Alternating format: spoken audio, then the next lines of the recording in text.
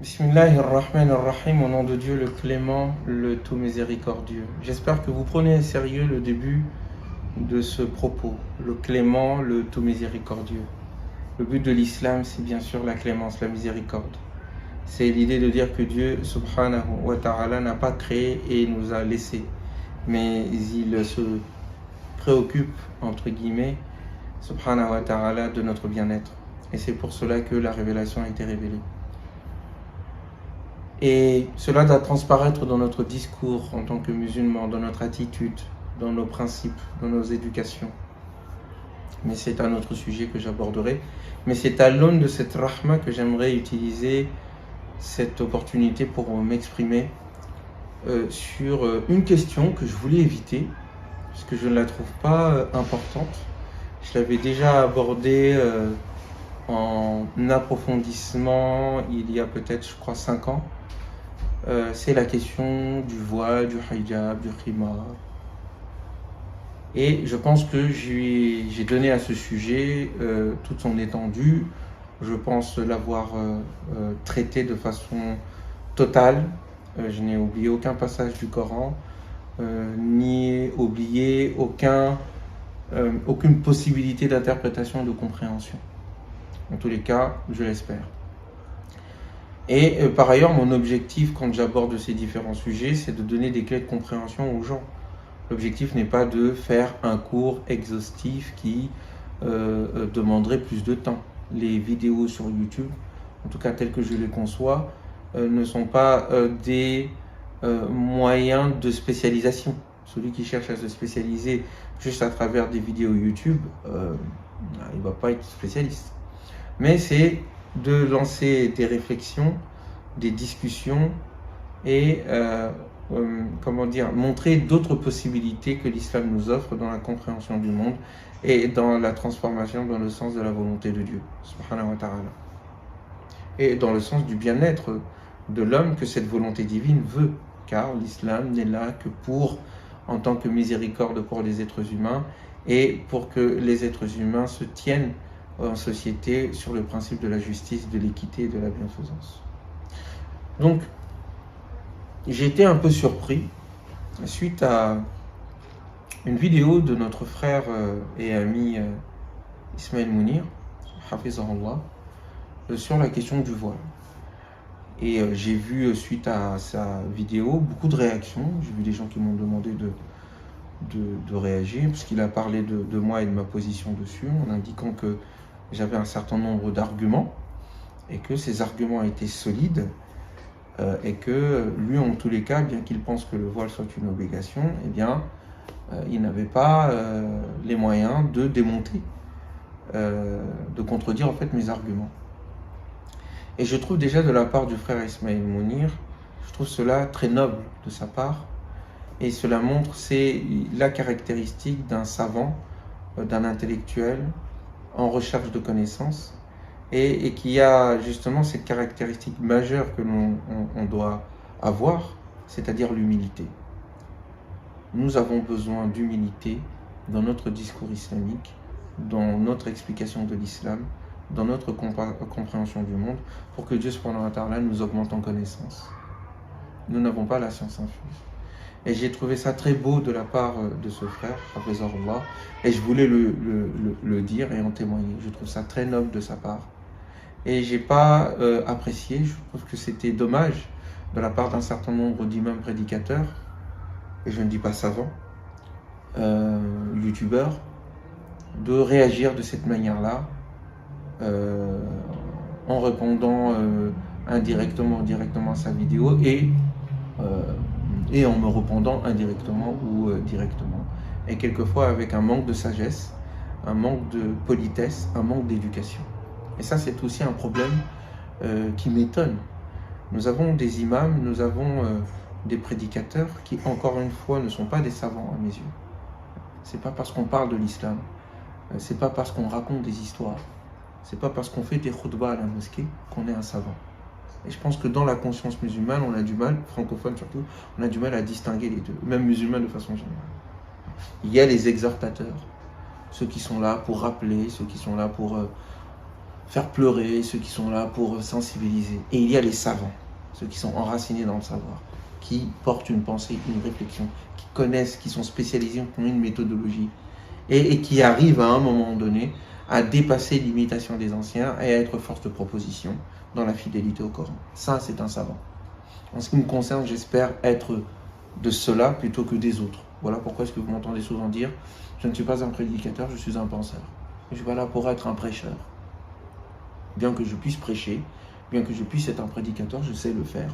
Mais ma mission principale telle que je la conçois dans le monde, c'est d'être un penseur qui apporte des idées, un penseur qui apporte des solutions, un penseur qui médite le Coran et qui médite la vie du prophète sur lui la paix, qui médite l'expérience humaine, qui médite la création pour en tirer des solutions qui aident l'humanité et son avancée.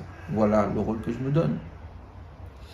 Or, un certain nombre de prédicateurs n'ont pas justement cette sagesse et cette éducation que l'on demande à toute personne qui parle de l'islam.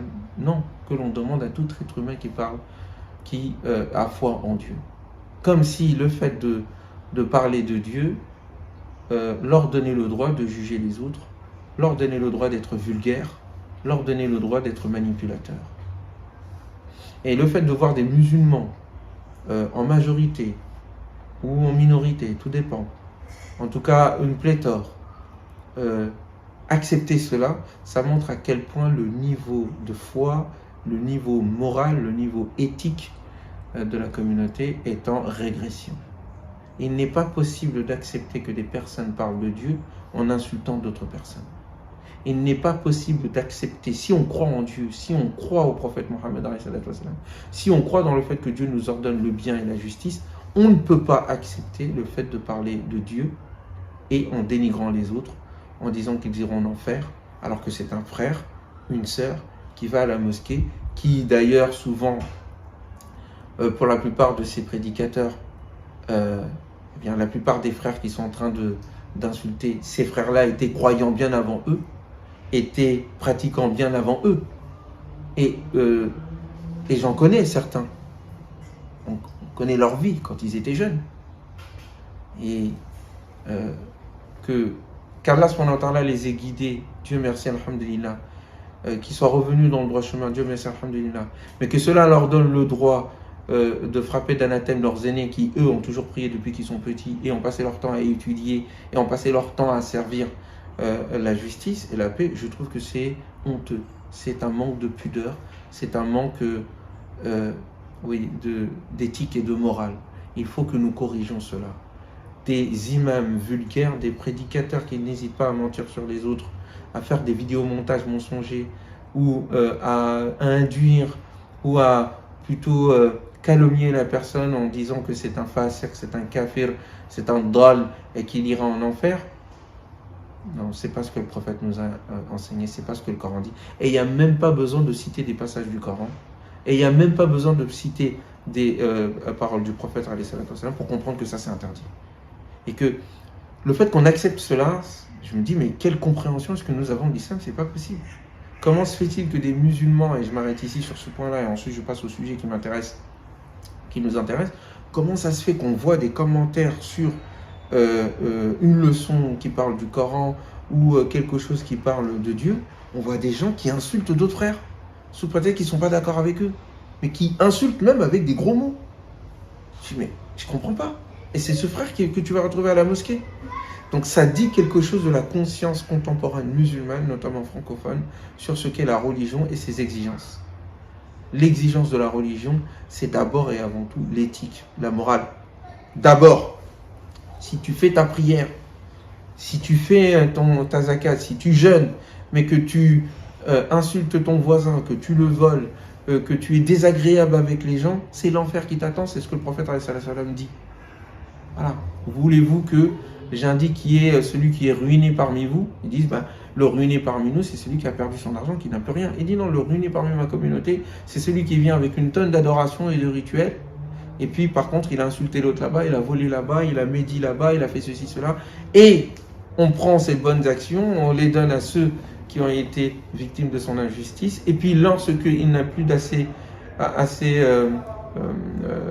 assez de bonnes actions pour pouvoir le leur donner, eh bien ils prennent de leur péché pour le lui donner à lui pour qu'il aille finir en enfer. Tout ça parce qu'il avait un mauvais comportement. Donc, je vous en prie, pour ceux qui commentent mes vidéos, pour ceux qui sont de mon côté ou qui ne sont pas de mon côté, soyons du côté de Dieu, soyons du côté du bien. Cessons ces invectives mutuelles. Et j'adresse le message aussi aux imams prédicateurs. Enseignez la morale en vous imprégnant vous-même de cette éthique. Apprenez à écouter l'autre, à le citer, même quand vous n'êtes pas d'accord avec lui, avec respect. Et c'est ainsi que vous serez de bons éducateurs. Or, pour l'heure, l'ambiance générale que nous avons dans la pensée musulmane, dans le discours islamique français notamment, et mondial de façon générale, c'est une communauté musulmane déchirée qui s'invective mutuellement, qui s'entretue, qui s'insulte, qui s'anathémise, et les imams, les chouyours, les prédicateurs, en raison de leur manque d'éducation et de la passion qu'ils suivent au lieu de suivre la justice, ont une très grande responsabilité. Même si ceux qui les suivent aussi ont leur part de responsabilité. Je ferme donc cette parenthèse un peu longue. Elle aura pu faire une vidéo à part. Nous verrons si nous la garderons dans le montage. Peut-être que nous la ferons, diffuserons à part. Et revenons sur la question maintenant du voile. Donc ce frère, Ismaël Mounir, Hafizahullah, a parlé donc de la position et des arguments de ceux qui pensent que le voile n'est pas une obligation, tout en parlant de ceux qui pensent que c'est une obligation. Et au fond, le travail qu'il a fait, c'était un travail d'apaisement, de dire, bon, il faut respecter les deux camps. Maintenant, on passe à un autre débat, un autre sujet. Mais il y a des personnes qui sont convaincues de tel argument. Patatras, le monde entier lui tombe plus ou moins sur la tête. Et je suis sûr que ses oreilles ont sifflé, parce qu'on lui reprocherait, au fond, de mettre au même piédestal les arguments des deux camps. Parce que l'autre camp estime que, comme la prière, il n'y a pas de débat dessus, ben, il ne devrait pas avoir de débat sur la question du voile. Eh bien, s'il y a un débat, et depuis 1989, il y a un débat, et on doit accepter le fait qu'il y ait plusieurs possibilités de lecture. Mais ce n'est pas tant ça qui m'intéresse. Parce qu'on a le droit d'avoir des opinions divergentes. Et comme je l'ai dit, pour moi, je suis étonné de ce bruit autour de cette question du voile, au vu des enjeux qui sont les nôtres aujourd'hui. Les enjeux qui concernent la communauté musulmane doivent interdire les prédicateurs, doivent interdire les savants, doivent interdire ceux qui suivent leurs pas de se crêper le chignon sur un tel sujet. Aujourd'hui, les sujets qui sont les nôtres sont d'ordre économique, sont d'ordre politique, sont d'ordre social. Il y a des gens qui complotent pour créer des lois contre les musulmans. Il y a des femmes qui se font maltraiter parce qu'elles portent le voile. Encore une fois, que l'on soit pour, que l'on pense que théologiquement le voile n'est pas une obligation, ou que l'on pense que c'est une obligation. On n'est plus à là pour l'instant. Là, on est dans une situation où on force des femmes à ne pas s'habiller telles qu'elles pensent devoir s'habiller. Quelle que soit l'opinion que l'on peut avoir sur leur habillement. Quelle que soit l'opinion que l'on peut avoir sur le plan théologique.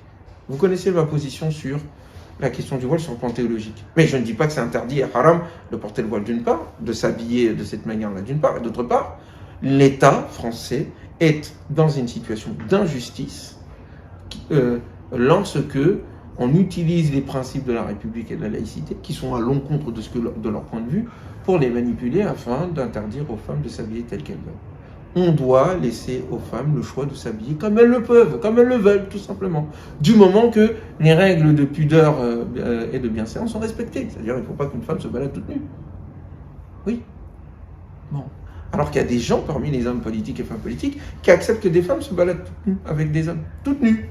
Dans même des quartiers. Par contre, qu'une femme décide de s'habiller d'une certaine manière parce qu'elle pense que sa religion lui propose cela, on fait toute une histoire. Donc ici, sur le plan de la question des droits de l'homme et de la liberté, l'État français a tort. Et sur le plan éthique, elle contrevient à ses valeurs de liberté, de fraternité, d'égalité, de liberté de conscience. Ceci étant dit, les enjeux que nous avons aujourd'hui en tant que musulmans doivent être dépassés. Nous devons avoir des stratégies pour penser les modalités d'une présence musulmane apaisée, d'une présence musulmane contributive, d'une présence musulmane qui soit fondée sur les principes éthiques universels du Coran. Une pensée musulmane dont le discours est un discours de fraternité, pas seulement un discours, hein, mais des actions de fraternité, des actions qui visent à contribuer à lutter contre le racisme, contribuer à lutter contre les discriminations, qui contribuent à lutter contre la pauvreté, qui contribuent à lutter contre les conflits interpersonnels, qui contribuent à élever le niveau intellectuel, la contribution économique, la contribution intellectuelle, l'indépendance des êtres humains. Notre présence doit être là-dessus. Et on doit penser les stratégies. Moi, j'invite tous les penseurs, tous les prédicateurs, à un moment donné, à réfléchir sur ces questions-là. Comment faire en sorte que dans les 20 années à venir, nous soyons encore là, parce que c'est pas sûr. Et deuxièmement, si nous sommes là, que nous soyons dans une situation d'épanouissement. Or, nous sommes dans une situation extrêmement grave. Et pendant que on a des enjeux civilisationnels aussi graves, pendant que on est en train de bloquer les populations au nom du Covid ou du pass sanitaire, pendant qu'il y a une crise économique et des guerres qui pullulent à droite à gauche, pendant qu'il y a une question sur le bien fondé de la présence des musulmans en Europe et le fait qu'on se méfie d'eux, et que on leur pose un certain nombre de questions essentielles sur leur rapport à la société ou au monde, pendant qu'on est en train de parler de tout ça et que d'aucuns sont en train de convaincre une partie de la société et de la population des populations européennes et occidentales que nous ne valons rien, que nous sommes inférieurs et qu'au fond nous sommes un danger pour la cohésion du pays, pendant qu'il y a tout ce débat qui est en train de se faire, on est en train de se prendre la tête sur la question du voile. Qu'est-ce que c'est que cette pensée musulmane qui somnubile sur cette question-là? Qu'est-ce que ça dit? Pourquoi tant d'encre autour de cette question? On dira, mais toi aussi tu contribues, tu es en train de mettre une pièce dans la machine. C'est vrai, c'est la dernière fois que j'ai parlé de ce sujet-là. Mais vous avez vu, pendant 5 ans, j'en ai pas parlé. Parce que j'estimais que le sujet était réglé pour moi, j'en ai parlé, c'est fini, c'est réglé. On passe à autre chose. Moi, je sais que dans 50 ans, dans 100 ans, on reprendra mes propos. On dirait qu'il avait raison, Inch'Allah. J'en ai la certitude.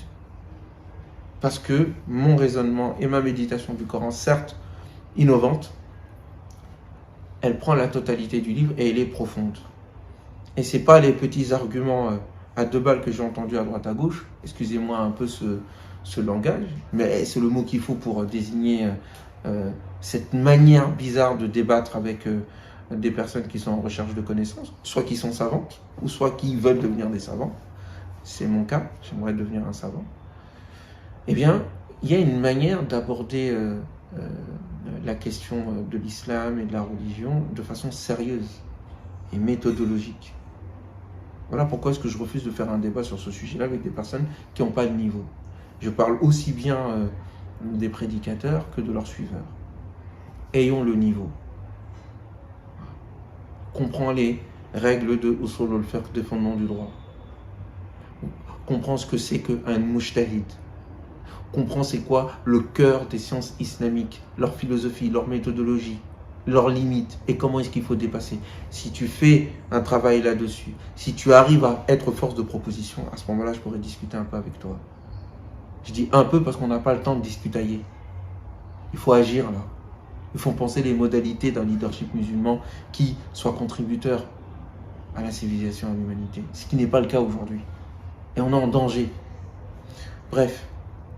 Donc, je disais qu'il nous faut donc des débats au sein de la communauté musulmane française, francophone, au sein de la communauté musulmane arabophone et africaine, et au sein de la communauté musulmane tout court. Il nous faut des débats qui prennent de la hauteur. Il faut que nous nous libérions d'une pensée passéiste qui pense que toutes les solutions sont dans le passé et qu'au fond le Coran a déjà tout dit dans le passé et qu'il n'y a rien à dire aujourd'hui. Non. Le Coran et ses solutions sont à l'avenir. Elles n'ont pas été encore appliquées totalement dans le passé. Bien au contraire, les anciens, avec tout le respect qu'on a pour eux et tout l'amour qu'on a pour eux, et on demande à Dieu subhanahu wa ta'ala de les récompenser, ceux qui parmi eux étaient des gens de bien, eh bien, les anciens ont fait ce qu'ils pouvaient, mais ils n'ont pas tout fait. Oui. Personne ne peut cerner la parole de Dieu. Celui qui pense que les anciens ont tout dit de Dieu et ont tout dit du Coran sont en train de diviniser les anciens. Et le fond du débat est ici. J'ai entendu les arguments. Parce que l'enjeu du débat sur le voile est ici. Il est au-delà de cette question du voile. c'est au fond qu'il y a une catégorie de la pensée musulmane, des savants, des prédicateurs et de leurs ouailles, qui pensent que l'islam se définit par rapport à la compréhension que les anciens ont eue et à leur mode de vie. Voilà pourquoi est-ce qu'ils vous disent que ce que Ousmane dit sur... excusez-moi de parler de moi, mais ce que le frère dit de telle et telle chose, les anciens l'ont pas dit, ils ne respectent pas les anciens. Alors que dans aucune de mes vidéos, dans aucun de mes articles, je ne critique les anciens. Mais ce que l'on me reproche, c'est l'autonomie. Ce que l'on me reproche, c'est que j'arrive à tirer du Coran des éléments nouveaux que les anciens n'ont pas dit. Et alhamdulillah, j'en suis heureux. Je n'ai pas fait tant d'années d'études pour juste répéter ce que les anciens ils ont dit. Et le monde ne peut pas bouger sans intellectuels audacieux. Et je veux être de ceux qui sont des audacieux. Oui, je suis audacieux. On ne rentre pas au paradis gratuitement. Il faut faire des efforts. Donc l'enjeu il est là, c'est qu'il y a une catégorie de la pensée musulmane parmi les savants, parmi les prédicateurs, tels que nous les avons en ce moment et qui ont le vent en poupe en France, eh bien une catégorie qui pense que le savoir, leur savoir consiste à répéter ce que les anciens ont dit. Vous les verrez, ils n'ont aucune contribution, aucune analyse innovante, aucune profondeur dans le propos, et ils ont surtout un islam des apparences formalistes. Je reviendrai sur ce problème-là. Donc on a un premier problème, c'est qu'ils pensent que sur la question du voile, il faut s'en tenir à ce que les anciens ont dit. Ijmar. Moi je me souviens la première fois que j'ai commencé à me poser des questions sur la question du voile. C'était à l'USH. Vous savez comment? Parce que moi je pensais que le voile aussi était une obligation. Bon, très bien. C'est quand, je me souviens que quand il y a eu en 2005 ou en 2004, je ne sais plus, avec la commission Stasi, quand ils ont fait l'interdiction de la burqa, et qu'il y a eu un débat aussi sur la question du voile, on nous a réunis. On a réuni tous les élèves de l'USH, l'université, et on nous a convoqués, on est venus pour parler du voile. Et je me souviens, le cheikh en question, je ne vais pas dire son nom, mais c'est un cheikh qui m'est très cher, qui m'a enseigné le droit islamique pendant au moins 5 ans. Eh bien, il nous disait, lui et le directeur de l'USH, disaient que c'est une obligation religieuse, qu'il y a ijmar, consensus sur le sujet. Et ça m'a étonné que l'on nous réunisse pour ce sujet-là. Je me suis dit, pourquoi est-ce qu'ils ont besoin de nous réunir pour parler de ça? Deuxièmement, je me suis souvenu d'une leçon que j'ai eue avec ce cheikh. Ce cheikh m'avait enseigné dans les fondements du droit islamique, et j'avais appris ça dans toutes les écoles où j'étais passé, parce que je n'ai pas été formé qu'à l'USH. Eh bien, j'avais appris qu'il y avait un débat sur la notion de consensus, sur l'ijma. Que un grand savant comme Ahmad ibn Hanbal, le grand imam, remettait en cause l'existence de l'ijma, en disant quiconque dit qu'il y a un ijma en consensus, c'est un menteur. Quand menteur, il dit menteur. Parce qu'il ne sait pas si des savants ont eu une autre opinion et que cela ne leur est pas parvenu. Donc, c'est ce cheikh qui m'enseigne cela en classe et qui, en discours, quand il nous a tous réunis, nous dit qu'il y a consensus. Je me suis dit, il y a un problème. C'est là que j'ai commencé à me poser des questions. Attends, il ne peut pas dire il y a consensus et en même temps me dire en cours de droit islamique qu'il y a débat sur le consensus. Il n'y a pas de consensus entre les savants. Que des savants remettent en cause l'idée même de la possibilité du consensus. Que certains disaient que le consensus existe qu'à l'époque des compagnons. En dehors, il n'y a pas de consensus possible. Très bien. C'est à partir de là que j'ai commencé à chercher et à relire les passages du Coran directement, à voir les différents commentaires et à réussir à trouver un certain nombre de réflexions qui, je pense, sont importantes pour la civilisation humaine. Parce que le Coran, le passage en question, les passages du Coran qui parlent de ces sujets-là, ne viennent pas que parler de la question du voile. Ça s'intègre dans un enjeu civilisationnel global. C'est des propos, un sujet que j'ai abordé par ailleurs dans cette vidéo sur le voile d'approfondissement. Donc il y a un problème majeur, au-delà de la question du voile, c'est que pour beaucoup, il est interdit de penser autrement que ce que les anciens ont pensé. Or, c'est une vision que le Coran récuse. Et lorsqu'on leur dit « suivez plutôt ce que Dieu a révélé », ils disent « nous préférons suivre ce que nos anciens ont dit ». Le Coran récuse l'argument d'autorité. C'est pas parce que les anciens ont dit on fait que c'est un argument. L'argument, c'est le burhan, c'est le dalil, c'est la preuve. Et la preuve, elle est coranique. Et si les propos du Coran, quand ils parlent d'un sujet, en les reliant à l'ensemble des passages du Coran, parce que c'est aussi un enjeu ça, c'est qu'ils prennent des bouts du passage et ils ne le relient pas à son ensemble. Or moi, c'est ma méthodologie, mon approche, c'est que je prends tous les passages du Coran et tous les passages, je les insère dans leur sourate. Je ne prends pas juste le mot khima et je l'interprète comme je veux. Il faut être rigoureux. Et donc, oui, il y a à un moment donné la possibilité de lire directement le Coran, de voir si le propos, quand il s'exprime dans son entièreté et quand il s'exprime dans sa relation avec le Coran, s'il ne donne qu'un seul sens ou s'il y a plusieurs possibilités de sens et que c'est un enrichissement. Cette possibilité, en raison de la profondeur du Coran, de sens que l'on peut tirer du livre, est la marque même de son universalité, de son caractère intemporel. L'intemporalité du Coran, c'est pas le fait qu'il choisit une solution et l'impose à la terre entière. Non, c'est qu'il comporte en lui plusieurs solutions qui permettent à un moment donné à accompagner l'évolution de l'humanité. C'est ça son universalité. Or ça demande de l'effort. Oui. Ça demande une capacité intellectuelle extrêmement profonde. Oui, bien sûr. Ça demande beaucoup d'études. Oui. Ça demande de l'audace aussi. Oui. Ça demande le fait de se réveiller. Oui. Ça demande tout cela. C'est dur, mais il faut le faire. Sinon, on ne pourra pas s'en sortir. Et en ce qui nous concerne, les gens qui sont de mon école, nous voulons dépasser avec le Coran, par le Coran, depuis le Coran, la parole des anciens, qui est limitée dans leur espace-temps. Comme ma parole à moi est limitée aussi dans mon espace-temps. Je n'ai pas la science infuse. Et combien fus-je au début heureux lorsque j'ai appris que des personnes avaient commencé à faire des vidéos pour... à contre-argumenter par rapport à mon propos, parce que je ne suis pas sûr que j'ai la vérité. Bien sûr, je n'ai pas de certitude. Mais lorsque j'ai ensuite regardé les vidéos et que j'ai vu le niveau du débat, je me suis dit, bon, apparemment, c'est pas demain la veille, j'ai pas à m'inquiéter alors. Et j'étais en même temps triste, parce que je me suis dit, si c'est ça le niveau dans lequel on patauge, on va pas s'en sortir. Donc il y a ce problème-là, le problème de la source. La source, c'est le Coran. Et les anciens ne sont pas la source. Et on a le droit d'aller au-delà des anciens. Cela ne veut pas dire qu'on est contre eux. Cela ne veut pas dire qu'on ne les respecte pas. Cela veut dire que si on les respecte, on fait le même travail d'effort que eux ils ont fait et on va au-delà. Malheur à l'imitateur pour les grands génies.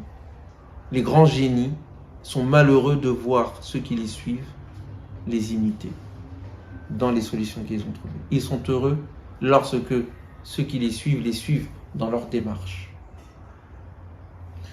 Maintenant, le deuxième point aussi, c'est pour quelle raison est-ce qu'il y a cette omnubilation autour du corps de la femme, autour de l'habillement. Le côté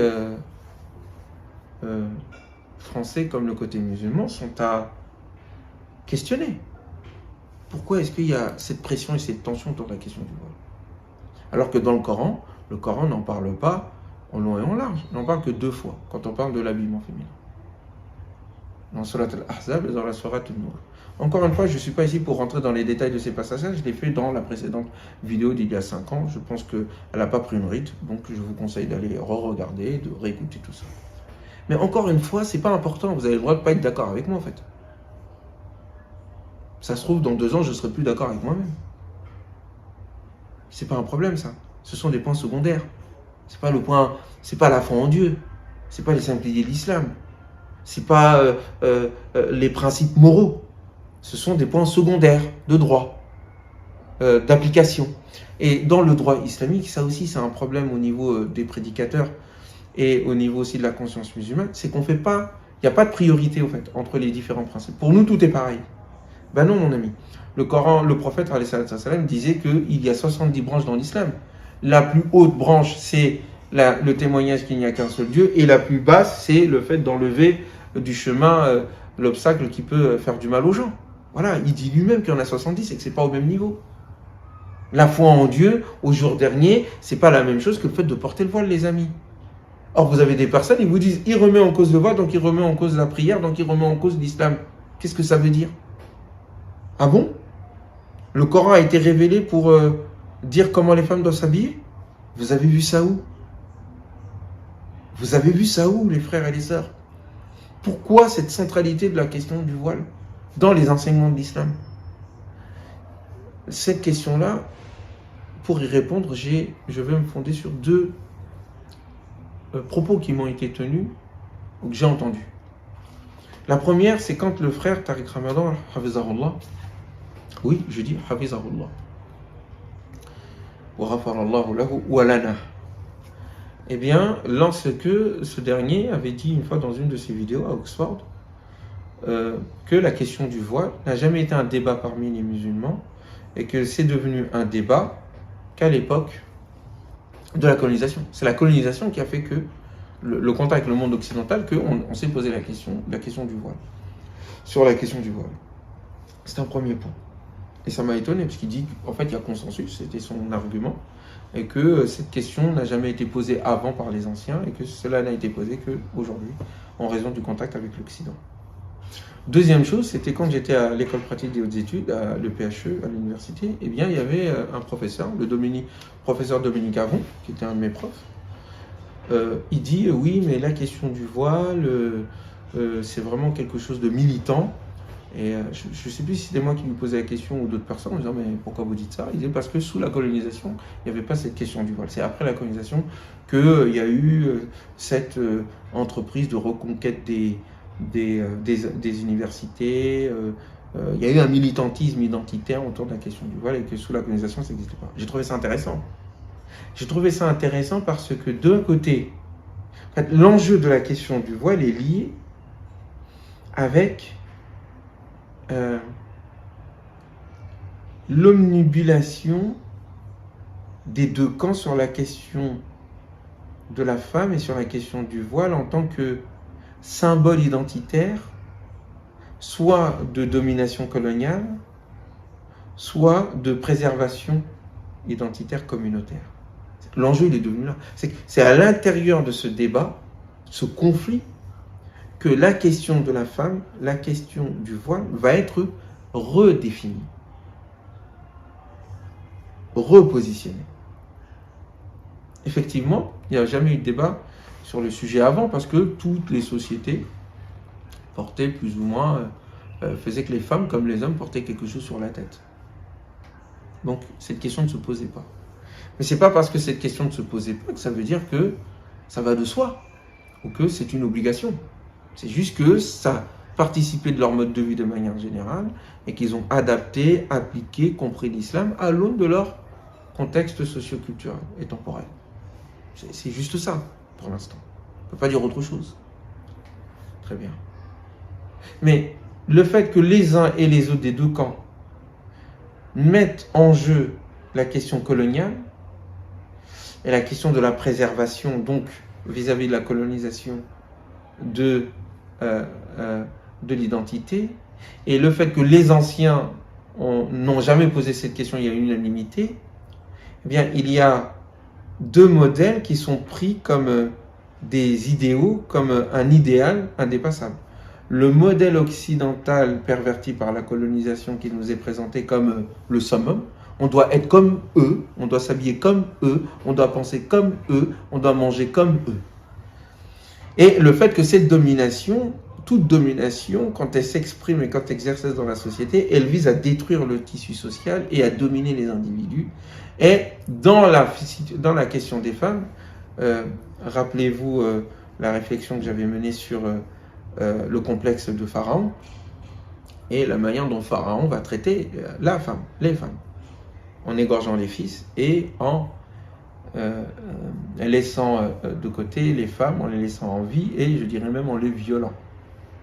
Bref, mais c'est intéressant que la colonisation soit autant omnibulée sur la question des femmes. Et c'est pour ça que sous la colonisation, on a toujours cherché, en Algérie notamment, à dévoiler les femmes. Mais c'était une entreprise de colonisation et une entreprise de volonté de posséder la femme de celui qu'on a dominé, en l'occurrence les Algériens. Et que la femme, justement, les femmes arabes notamment, et même dans les sociétés musulmanes de façon générale, se dérobaient au regard du colonisateur qui a une vision sexualisée des femmes noire, maghrébine, etc. Ouais. Et vous ne pouvez pas comprendre le débat qu'il y a aujourd'hui sur la question du voile si vous ne prenez pas en compte cela. Et le fait que même dans l'imaginaire collectif français, quand on parle des Noirs, ou des femmes noires, ou quand on parle des femmes arabes, il y a cette question de leur sexualité. Vous tapez le mot beurette et vous voyez les catastrophes que vous voyez sur Internet. C'est lié à la pornographie. Donc c'est un imaginaire qui vise à dominer, à faire de l'autre un objet. C'est le propre de la colonisation. Et pour la femme, en faire un objet sexuel. Mais la marchandisation aussi du corps de la femme entre là-dedans. On en parlera après à travers la publicité, le capitalisme, qui est aussi une autre forme de domination, de réduction de quelqu'un à son corps, en l'occurrence la femme. Et de l'autre côté, il y a aussi dans cette crainte, dans cette volonté de préserver notre identité, mais aussi dans cette réduction, avant même la colonisation de la pensée musulmane à la forme, eh bien à réduire aussi la femme à son corps, avec ses propos, disons que la femme est une démone, quand elle vient c'est un démon, quand elle se retourne c'est un démon, et qu'il faut s'en préserver, etc., etc. Il y a tout un tas de propos, de discours traditionnels, non coraniques, qui sont tenus sur la femme, et qui visent à la maintenir, à la cacher, jusqu'à ce propos d'un célèbre imam, que j'écoutais beaucoup quand j'étais jeune, qui dit que l'époque bénie était lorsqu'une femme ne sortait que 3 fois dans sa vie, du ventre de sa mère, de la maison de son père vers la maison de son mari, et de la maison de son mari vers sa tombe. Et dit c'est ça le modèle. Donc il y a aussi cette idée. Donc ce sont 2 modèles qui ont fait de la femme un symbole ici de domination, là-bas aussi de domination, et ce sont ces 2 dominations qui s'affrontent sur cette question-là. L'une en voulant préserver son identité, l'autre en voulant imposer son identité. Et donc on ne peut pas comprendre les crispations qui est autour du voile en France si on ne comprend pas cet enjeu-là. Et pourquoi est-ce que c'est devenu le pilier, le 6e pilier de l'islam pour certains, pour ce qui concerne la femme. C'est pas un pilier, le voile. Est-ce que vous comprenez? Encore une fois, mon propos vise à comprendre anthropologiquement, sociologiquement, civilisationnellement, pourquoi est-ce que c'est devenu une omnibulation. Et c'est pas normal, ça. Et on devrait aborder ce sujet-là tranquillement. Alors, comme je l'ai dit, politiquement, c'est difficile de l'aborder. C'est pour ça que je ne voulais pas aborder ce sujet-là. Pourquoi? De peur qu'on utilise mon propos comme un moyen d'oppresser, de justifier l'oppression que subissent nos sœurs. Là, aujourd'hui, nos sœurs, elles subissent de l'oppression. Il faut les aider. Il faut les défendre. Il faut faire en sorte que non seulement ce n'est pas une priorité sur le plan islamique, mais sur le plan politique et social, il y a un gros problème autour de cette question et il faut dire fermement que les femmes ont le droit de s'habiller comme elles veulent. Ça ne concerne pas seulement les musulmans. La preuve en est, aujourd'hui, on est en train de vouloir légiférer sur la tenue vestimentaire des enfants, des jeunes filles à l'école. Laissez les gens tranquilles. On a d'abord commencé par les musulmans, on n'a rien dit, les femmes musulmanes. Eh bien, vous voyez que maintenant, ça s'étend sur toute la société. Laissons les gens libres. Les gens sont assez grands pour s'habiller de manière pudique. Et si elles font le choix de s'habiller autrement, on doit leur laisser cette liberté-là. Légalement, on ne peut pas mettre de pression. Tu peux pas mettre une pression sur une femme qui n'est pas ta femme. Même sur ta femme, bon, bah, il y a pression et pression. En tout cas, il y a intervention et intervention. Et ce n'est pas tes enfants. La morale, c'est quelque chose de librement consenti. Pas quelque chose qu'on impose. Donc ça, c'est le deuxième enjeu. Le troisième enjeu sur cette question-là, effectivement, c'est le discours islamique qui est derrière ça. Il y a un problème avec le discours islamique, je ferai une vidéo là-dessus. Le discours islamique, ici, il y a un certain discours qui, salafi, mais aussi fondamentaliste, conservateur, wahhabi, frères ou autres, frères musulmans ou autres, qui visent à un moment donné à penser les modalités de l'islamité. Enfin, il y a 2 camps. Il y a ceux qui pensent que l'islamité d'un individu de la société, c'est dans les lois de la société. Alors, ils vous parlent de la souveraineté de Dieu, de l'application de la charia, que tel pays n'est pas un pays musulman parce qu'ils appliquent pas la charia et tout. Eux, ils ont réduit l'islam à l'État et au code de loi, qui doivent s'imposer ensuite à la société. L'État doit être ensuite un moyen d'imposer aux individus, à la société, ce qu'ils pensent être leur définition de l'islam. Et puis de l'autre côté, il y a des gens qui disent non, on ne s'occupe pas de politique, on ne critique pas la politique. Par contre, nous, on va faire un travail militant de transformation sociale et culturelle pour que les musulmans soient conformes au code de la loi islamique, que l'on doit voir dans les apparences, dans la rue, alors ici, là-bas c'était l'État, ici c'est dans la société. La façon de manger, la façon de s'habiller, la façon d'écouter de la musique sur le plan culturel et autres, etc. On n'écoute même pas de la musique. Donc eux, ils vont faire un travail là-dessus. Et c'est ce deuxième discours que nous avons aujourd'hui un peu partout, qui est diffusé un peu partout, de la part d'un certain nombre de prédicateurs. C'est un discours qui est omnibulé par les apparences et qui pense que l'islam se réduit à ces apparences-là. Et on s'en fiche complètement de la sincérité, de la piété, du fait de ne pas contraindre les gens. Non, ils vont dire, nous on ne s'occupe pas de ce qu'il y a dans les cœurs, c'est ce que dit d'ailleurs l'islam, mais ils vont retourner la situation en fait. On ne s'occupe pas de ce qu'il y a dans les cœurs, donc il faut qu'on s'occupe de ce qu'il y a dans l'apparence. Il faut que les gens soient conformes à l'apparence de l'islam tel que nous le comprenons.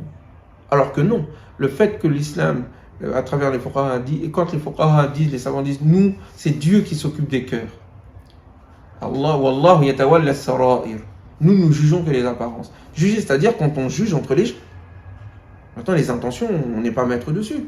Mais ça veut dire quoi? Ça veut dire qu'on n'est pas là pour contrôler les gens, pour exercer de la contrainte des gens. Sur les gens, c'est ça que ça dit. C'est pour ça qu'on dit là, ikraha fid-din, il n'y a pas de contrainte en matière de religion. Et il retourne le propos en disant oui, pas de contrainte en matière de religion, dans le sens où on ne force pas les gens à croire en Dieu, ça c'est entre eux et Dieu. Par contre, on peut forcer les gens à se conformer aux lois islamiques. Voyez-vous comment on retourne la chose? Alors que la base dans le Coran, c'est de dire que l'État, la religion ne doit pas être l'objet d'une quelconque contrainte. Les gens doivent y adhérer tout seuls. On est là que pour établir le rappel, donner une information. Et les gens y adhèrent ou ils n'y adhèrent pas. Donc c'est ce type de discours que certains prédicateurs promeuvent, sans le savoir, parce que souvent ces gens-là n'ont pas fait d'études de l'ensemble du discours musulman, n'ont pas une vision globale pour comprendre dans quel discours est-ce qu'ils sont en train de se situer et quel est le rôle de ce discours-là. C'est un discours qui vise à dominer, soit par l'État, soit par la pression symbolique sur la société, qui vise à surveiller les gens dans leur manière de vivre. Et ça pose problème. Ça pose problème. Et donc, du coup, j'ai vu un certain nombre de vidéos où, en réaction par rapport à mes positions et en rapport aux propos du frère Ismaël Mounir, des gens qui carrément reprochent à des sœurs de mal se voiler. On exerce une pression sur les sœurs qui est inadmissible. C'est inadmissible. Passer son temps à faire un discours sur la manière dont les femmes s'habillent, c'est problématique. Le prédicateur, l'imam n'est pas là pour contrôler la vie des gens. L'imam est là pour orienter les gens. Et les gens font leur choix. L'imam est là pour parler des grands enjeux de la société. Et pas des petits détails sur TikTok. Il y a une femme qui a laissé paraître son oreille. On a des imams qui parlent carrément du fait qu'une boucle d'oreille est sortie du voile de la sœur. Qui dit à des sœurs qui sont voilées que leur voile a besoin de voile. C'est pas normal. On doit avoir une attitude. Le prophète n'enseignait pas l'islam ainsi. Il n'était pas là en train de culpabiliser les gens. Il ne faisait pas un travail de sape morale. Il n'était pas là pour culpabiliser. Il était là d'abord pour annoncer la miséricorde. Il était là d'abord pour annoncer la facilité. Yassiru, nous disait-il, facilité. Wala tu'assiru, et ne rendez pas les choses difficiles. Il était là pour libérer les esprits. Que quand on vient à la mosquée, qu'on se sent libre, que l'on sente l'envie de se rapprocher de Dieu subhanahu wa ta'ala. Dans certains discours, quand vous les entendez, mais vous avez envie de vous enterrer. Vous dites, moi je suis un moins que rien. C'est pas comme ça que le prophète enseignait. Où est le discours de la miséricorde? Où est le discours du pardon? Où est le discours qui vient positiver? Oui, il y a un certain nombre de problèmes au niveau des tenues vestimentaires. C'est général. On le voit partout. C'est vrai, surtout pendant l'été. Mais il y a une manière de corriger ça. Il y a une manière d'enseigner ça. Une façon de faire. Et donc, moi, je questionne les responsables des mosquées. Il faut que vous ayez à un moment donné, pas une vision d'analphabète, avec tout le respect que j'ai pour les responsables des mosquées. On doit être conscient du type d'imam qu'on ramène chez nous. Si c'est un jeune qui n'a pas la sagesse, qui n'a pas étudié la sociologie du pays, la culture du pays, qui ne comprend pas les enjeux dans lesquels nous nous trouvons, géopolitiques, économiques, socioculturels, il va se tromper dans la manière dont il va parler de l'islam. Il va se tromper. Et il va peut-être causer la fermeture de la mosquée et causer des problèmes. Et ça, il y a un gros problème au niveau même des responsables associatifs musulmans. Une sorte de militantisme aveugle contre l'autre. Ils se positionnent toujours contre l'autre. Et ils comprennent, ils interprètent toujours le propos de l'autre négativement. Et ils sont dans l'incapacité de se remettre en cause. Dans l'incapacité de se remettre en cause parce qu'eux, ils sont avec Al-Haqq al-Mubin, ils sont dans la vérité pure. Et toute personne qui n'est pas d'accord avec leur vision des choses va aller en enfer. Et ça, c'est compliqué. Parce qu'à ce moment-là, il est impossible de faire développer, de faire évoluer notre discours. Il est impossible d'inventer des solutions par rapport à la crise dans laquelle nous nous trouvons. Le monde musulman est en crise. Et le discours islamique qui est le nôtre, la pensée qui organise ce discours-là est une pensée problématique. Alors, il ne s'agit pas de l'adapter pour les Occidentaux, parce que c'est ça qu'on nous dit. Dès lors qu'il y a quelqu'un qui commence à critiquer, c'est un imam de la République. C'est extraordinaire. Il ne s'agit pas de se positionner par rapport aux autres, il s'agit de se positionner par rapport à la crise dans laquelle nous nous trouvons. Les musulmans sont les derniers sur le plan technologique, sont les derniers sur le plan culturel, sont les derniers sur le plan politique, sont les derniers sur le plan économique, sont les derniers dans tous les domaines. On ne contribue à rien du tout. Aucune invention majeure n'a eu lieu dans le monde arabe et dans le monde afro-musulman. Aucune depuis des siècles. Aucune invention. Tout ce que nous avons, nous le consommons des autres. Ça, c'est un problème, ça. Au lieu de pousser les jeunes, au lieu de mettre le niveau des enjeux sur le niveau de la connaissance scientifique, de la compréhension profonde philosophique, de la contribution politique et civilisationnelle, c'est ça les véritables enjeux. On est là à se crêper le chignon sur la manière dont une sœur a laissé paraître sa boucle d'oreille sur Instagram. Donc on n'a pas honte. Et puis d'ailleurs, qui on est? Et moi, je serais les sœurs, je dirais aux imams, mais laissez-nous tranquilles. T'es pas mon mari, t'es pas mon père. Or, on utilise les discours religieux pour exercer une forme de pression sur les gens. Non. Fadakir, dit le Coran au prophète alayhi salatu wassalam. Rappelle. Innama anta mudhakkir, tu n'es là que pour rappeler. Lesta alayhim bi musaytir, tu n'es pas là pour les dominer. Fadakir. Bil Qur'an.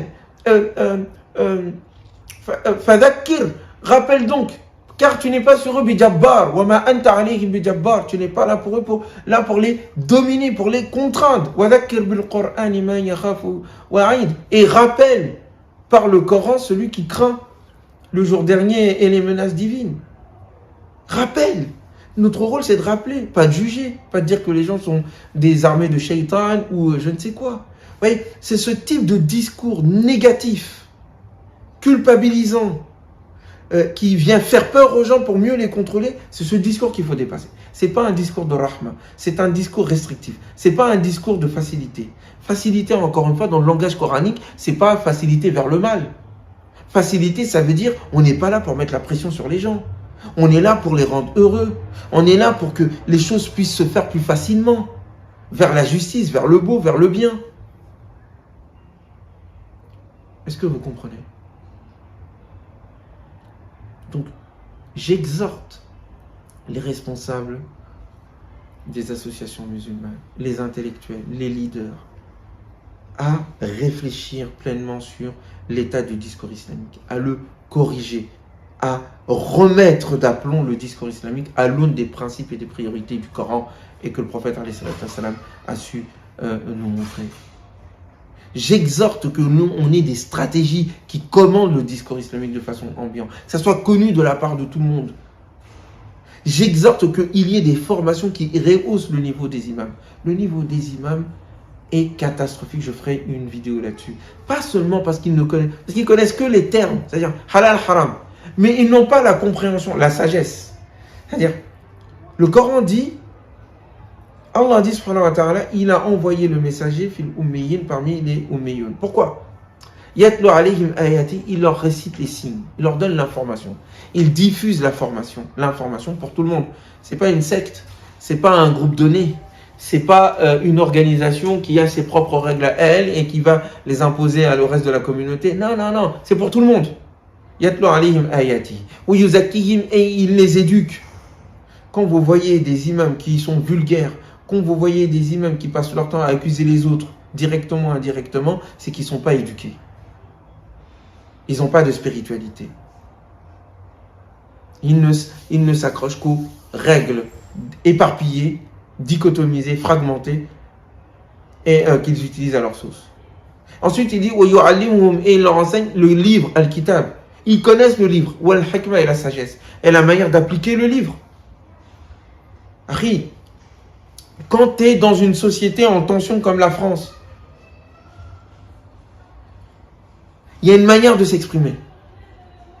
Certes, on sait qu'en principe, on est en République, l'État n'a pas à intervenir dans le discours religieux. Très bien, ça c'est l'idéal. Mais maintenant, ils le font. Mais ils le font pourquoi? Il y a des mauvaises intentions, sans doute, électoralistes, c'est vrai aussi. Mais en même temps, pourquoi toi, tu donnes l'occasion? Pourquoi est-ce que tu ne réfléchis pas sur un sujet, sawa ou baynana, sur lequel on est tous d'accord et qui est essentiel pour la société? Et sur lequel, même si quelqu'un veut te chercher des problèmes, il ne trouvera pas. Et donc, les responsables, à un moment donné, des mosquées, les responsables des associations musulmanes, doivent avoir cette conscience. C'est quoi notre discours? Qu'est-ce qu'on veut pour la société? Et à l'aune de cela, voilà, l'imam doit parler dans ce sens-là. Donc, il y a un problème au niveau des cadres religieux, des intellectuels, de la stratégie globale, des priorités de la compréhension de l'islam et de sa philosophie et de ses principes. Les principes de l'islam ne sont pas clairs. C'est pas... Voilà pourquoi est-ce que d'aucuns vont mettre l'accent sur une boucle d'oreille qui dépasse le voile d'une sœur. Subhanallah. À ce point-là, il n'y a pas des grands enjeux qui font que si jamais ces enjeux sont respectés, la question du comportement de la femme et de la manière dont elle s'habille, ou de l'homme et la manière dont elle s'habille, ça va être une conséquence. C'est quelqu'un qui a la foi et s'habille pudiquement. S'il ne s'habille pas pudiquement, c'est qu'il n'a pas la foi. Donc il faut parler de la foi. D'abord, élever le niveau intellectuel et spirituel. Au lieu d'être omnibulé par les formes. Parce que pour toi, tu veux qu'il y ait la communauté qui soit conforme à l'apparence que toi, tu pensais être l'essentiel de l'islam. Est-ce que vous comprenez? J'ai été long. Pardonnez-moi, je voulais faire une petite vidéo. Mais bon, c'est pas plus mal. Vous comprenez donc que mon propos, c'est pas que le voile. Je cherche à voir ce qui est au-delà du voile. Ce que nous voile le débat sur le voile. Il y a à un moment donné nécessité de revoir la compréhension que nous avons de l'islam à l'aune du Coran éternel et de la sunna du prophète incontournable dans leurs principes. Libérer ces enseignements-là de l'application et de la compréhension des anciens. Les anciens ne sont pas Dieu. Subhanahu wa ta'ala. On peut s'inspirer d'eux, mais on ne peut pas être bloqué par eux. Il y a nécessité à un moment donné d'avoir une attitude, de créer une atmosphère de débat, une atmosphère de débat serein entre les différents leaders musulmans, pas seulement les théologiens. La communauté musulmane, les leaders de la communauté musulmane, ce n'est pas que les théologiens, subhanallah. Il y a les politiques, il y a les économes, il y a les entrepreneurs, il y a les scientifiques. Enfin, il y a plein de types de leaders. Où est le lieu où on peut débattre sereinement et discuter et se respecter mutuellement? Il y a la nécessité d'établir des priorités, des choses sur lesquelles qui sont secondaires, c'est pas grave si on n'est pas d'accord là-dessus. Des choses qui sont essentielles, c'est le pilier, c'est le cœur même de la religion. Ça, normalement, on ne devrait pas avoir de problème. Et puis, il y a des stratégies, des priorités sur les enjeux par rapport dans lesquels nous nous trouvons. On doit se mettre d'accord. Qui doit commander ensuite l'activité et dans les différents domaines. Où est ce lieu? C'est ça la priorité. Et là, on est en train de faire tomber, on est en train de faire régresser le niveau de compréhension des musulmans avec des discours qui sont pas à la hauteur des enjeux. ne sont pas à la hauteur du Coran, qui ne sont pas à la hauteur des enjeux et qui consistent juste à répéter ce que Fulan et Illan a lu dans tel et tel passage du livre, dans telle et telle interprétation d'un livre, d'un commentaire, indépendamment du Coran. Donc voilà les enjeux. Il faut que nous soyons à la hauteur, que nous soyons contributeurs, que nous dépassions ce sujet sur le voile qui commence à être un peu fatigant. Et je terminerai là-dessus, je l'ai oublié parce qu'il y a un autre enjeu. C'est la vie des sœurs, les frères et les sœurs. Je discutais avec quelqu'un, je disais, mais moi, si j'ai abordé la question du voile, moi, je ne porte pas le voile. Donc, à la rigueur, voilà, il n'y a pas d'enjeu pour moi, à titre personnel. Et dans ma famille, on porte le voile, c'est pas un problème aussi. Voilà, moi, ma mère porte le voile, avec quelque chose sur la tête, c'est traditionnel, tant mieux. Et quelqu'un qui essaierait d'enlever ce voile de la tête de ma mère, policier ou pas policier, ça va être chaud, je ne te laisserai pas faire. Donc ça, on est d'accord, c'est pas ça le propos. Mais quand à un moment donné, on s'est arc-bouté autour de cette question du voile, dans les années 80, fin des années 89, fin des années 80, de la part d'un parti socialiste qui a décidé de mettre de côté la question de l'égalité et de la défense des droits des ouvriers, de mettre de côté de cela, après le tournant de 83, et de s'accrocher aux questions sociétales. On ne peut pas comprendre pourquoi est-ce que le Parti socialiste s'obnubile sur cette question sociétale, que parce qu'elle veut remplacer la lutte sociale sur les enjeux sociétaux. C'est tout. C'est juste ça. C'est juste une manipulation. Très bien. Mais on aurait dû être intelligent pour se dire, bon, c'est quoi leur but? Une sœur qui gâche sa carrière, elle aurait pu être docteur, elle aurait pu être architecte, elle aurait pu être professeur, elle aurait pu être avocate, elle aurait pu travailler à son compte, elle aurait pu créer des entreprises. Tout cela est empêché parce qu'à 15 ans, 14 ans, 13 ans, elle porte le voile. Et on va l'empêcher de poursuivre ses études. L'enjeu, il est là. Sur le plan civilisationnel, c'est une catastrophe si la moitié de la communauté musulmane ne va pas à l'école. En l'occurrence, les sœurs. Si elles ne peuvent pas créer leurs propres entreprises. Parce qu'elles ne pourront pas créer leurs propres entreprises, à un moment donné, elles n'ont pas étudié. Elles ne peuvent pas, à un moment donné, contribuer. Regardez la sœur, Madame Kébé, qui est astrophysicienne. Elle porte quelque chose sur la tête. Très bien. Quiconque oserait la remettre en cause, des autres personnes, les spécialistes diront, mais taisez-vous, c'est une spécialiste, elle est meilleure que vous, qu'est-ce que vous racontez? Mais vous imaginez si on l'avait empêchée et si elle avait décidé d'abandonner ses études parce qu'elle porte le voile à 13 ans, 14 ans? On ne l'aurait pas. Encore une fois, les enjeux sont ici. Et on aurait dû avoir des leaders musulmans qui disent ça, c'est pas une priorité par rapport au principe de l'islam. Les sœurs, 14 ans, 15 ans, enlevez vos voiles à l'école, faites vos études, réussissez. Et quand vous aurez vos diplômes, faites comme vous voulez. On n'aurait pas pu avoir ce discours. Ils ont trouvé des fatwas pour rendre licite, pour permettre l'usure bancaire. Alors, tant mieux. Peut-être qu'il y a des considérations socio-économiques et culturelles et civilisationnelles qu'il faut prendre en compte. Et je comprends pourquoi elles les ont pris en compte. Donc on n'aurait pas pu prendre ces considérations socio-culturelles et civilisationnelles pour les sœurs. Et il y a des frères, tu leur dis ça, ils ne comprennent pas. Oui, tu es pour le gouvernement, il n'a pas le droit de le faire. Mais il n'a pas le droit de le faire, je suis d'accord avec toi. Mais si toi, tu veux défendre cette cause, défends-la, mais pas au détriment de l'avenir social des sœurs. Alors, je sais bien qu'il y a des sœurs qui ça leur fait mal au corps d'entendre mon discours. Et ils disent, mais donc moi, j'ai gâché ma vie. On m'a toujours dit qu'il ne fallait pas que je lâche ça parce que je plais à mon Seigneur ainsi et j'ai gâché toute ma vie. Mais ça, c'est le problème des leaders musulmans. Dans le cas où on pense que c'est obligatoire et c'est l'avis de la majorité, la cause sur le plan identitaire du voile ne devait pas être l'autel sur lequel on sacrifie l'avenir des sœurs. Parce que ce n'est pas vous qui vous faites matraquer, ce n'est pas vous qui vous faites frapper, c'est pas vous qui vous faites discriminer les sœurs et les frères, surtout les frères. C'est pas vous. Hein. Donc il faut donner une possibilité à la sœur, si elle décide de ne pas porter le voile, soit parce qu'elle pense que c'est pas obligatoire, soit elle pense que c'est obligatoire, mais il y a une situation quand même qui fait qu'il y a de l'oppression, eh bien elle aurait dû entendre de la part des leaders musulmans et des savants le discours qui la déculpabilise.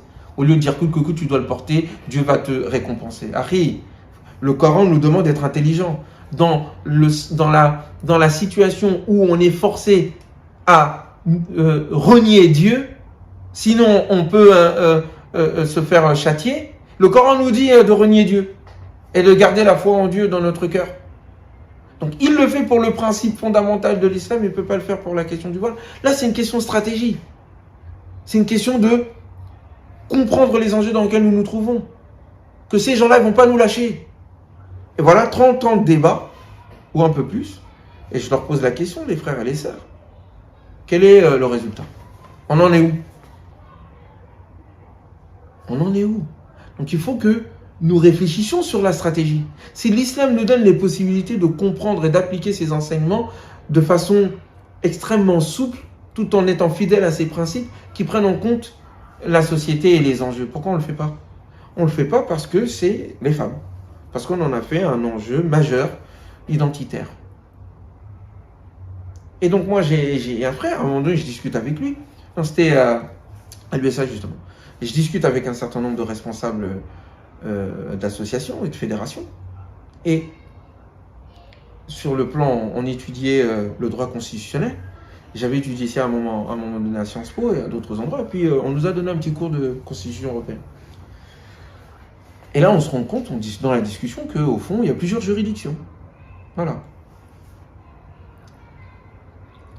Cour d'appel, cour de cassation, Conseil d'État, Conseil constitutionnel, Cour européenne de la justice, ONU. Il y a plein d'instances juridictionnelles. Et je pose la question, je dis, mais c'était un des leaders dans les années 80 de la question du voile. Je dis, mais comment ça se fait que la question du voile, quand les lois ont été votées, pourquoi vous n'avez pas porté ça au niveau du Conseil européen de la justice? Il me dit, on ne l'a pas fait et tout. Je dis, mais pourquoi? Il me dit, mais bon, parce que il faut des experts. Je dis, mais il y a des avocats, il y a des experts. C'est plus efficace que de faire des manifestations pour le voile. Vous auriez dû casser la loi. Il ne m'a pas répondu. C'est là que je me suis dit, pour eux, au fait, cette question du voile, c'était juste un moyen social, idéologique, de s'occuper et d'exister. Parce que s'ils étaient sérieux dans cette affaire, au lieu de faire du boucan comme ça, on attaque la loi en justice. C'est tout. On va au Conseil constitutionnel. Et s'ils le font, on va plus haut. Pourquoi ils ne le font pas? Pourquoi ils ne l'ont pas fait? Très bien. Et il y a un autre frère avec qui je discute, il dit oui, mais parce que est-ce qu'ils ont raison d'imposer ça? C'est pas eux de le faire, donc tu veux t'adapter, on doit céder. Il ne s'agit pas de céder, mon frère. Il s'agit de comprendre les enjeux. Eux ne vont pas lâcher. Et celle qui est en danger ici, c'est la sœur. Donc, tu peux défendre la cause du droit des femmes à porter le voile ou à s'habiller comme elles veulent sur le plan juridique et sur le plan théologique, trouver une solution par rapport à leur situation en attendant que la situation sur le plan juridique et politique soit plus saine. Il n'y avait pas moyen. Et donc, du coup, tu as des gens qui te disent que théologiquement, ils m'ont dit, théologiquement, tu ne peux pas dire ce que tu penses du voile parce que sur le plan du combat militant, tu vas nous désarmer. Ah bon? Donc je dois faire des fatwas, je dois étudier l'islam en fonction de vos combats militants? Vous n'avez pas honte? L'islam ne s'adapte pas en fonction de l'idéologie de Fulan et Illan. L'islam vient répondre d'abord à des enjeux, des principes éternels qui ne changent jamais et vient répondre aux besoins des individus et des gens en termes de miséricorde, de stabilité, de paix, de réussite. Et pas pour assouvir le combat militant que toi tu es en train de mener. Mets-le si tu veux, mais ne nous empêche pas de penser des solutions pour la sœur. Donc, il faut séparer les deux champs. Le plan politique, oui, nous devons défendre la possibilité à tout un chacun de s'habiller comme il veut. C'est tout. Et d'agir en fonction de sa conscience. Cependant, ensuite sur le plan sociologique et culturel, comprendre les modalités d'une mise en application d'un certain nombre de principes qui répondent, qui sont adaptés à la situation. On n'adapte pas le principe, on adapte la modalité de son application. Et enfin, on prend en considération les situations de difficulté. On prend en considération cela, parce qu'il n'y a pas de haraj, il n'y a pas de gêne dans la religion. Là où il y a la gêne, il faut la lever, nous disent les fuqaha, les grands savants. Et enfin, le discours religieux n'a pas pour objectif de maquer les gens, de les contrôler, d'exercer sur eux un autoritarisme, de les culpabiliser. Non, non, non, non, non. Nous, imams, nous, penseurs, nous, prédicateurs, entre guillemets, nous ne sommes pas les pères des femmes, ni leurs maris. Tu exerces ton autorité chez toi, mais les sœurs, tu les laisses tranquilles. Tu les exhortes, mais tu les laisses tranquilles. Et puis c'est à chacune de faire les choses en fonction de sa situation et de sa relation avec Dieu subhanahu wa ta'ala. Voilà, j'étais très très long, vraiment pardon, je ne pensais pas que j'allais dire autant de choses. J'espère avoir été clair.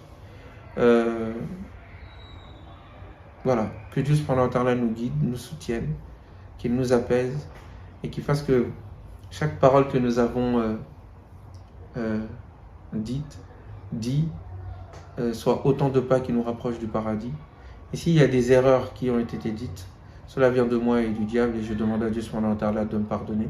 Et je vous demande surtout de faire preuve de critique dans ce que je vous dis, de comprendre les arguments et de faire des doigts pour moi. Et quant à ceux qui m'insultent, les frères, vous êtes juste en train de m'augmenter en hasanat, donc continuez.